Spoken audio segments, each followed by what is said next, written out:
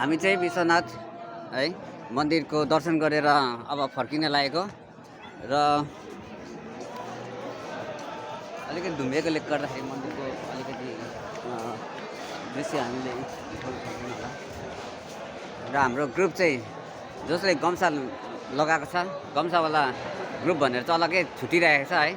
जति फेटा टाउकोमा बाँधेको फेटा बाँधेको ग्रुप चाहिँ हाम्रै ग्रुपहरू हो र यहाँ श्री कुमार दाजु हुनुहुन्छ र एकदम हामी दर्शन गरेर आउँदा एकदम खुसी भइराख्नु भएको छ र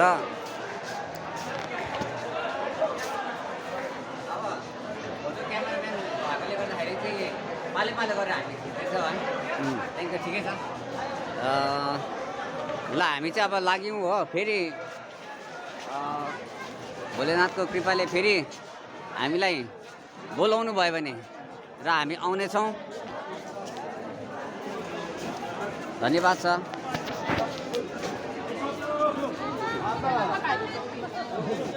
होइन सामान चाहिँ कहिले पर्खेर म पक्रिन्छु ल।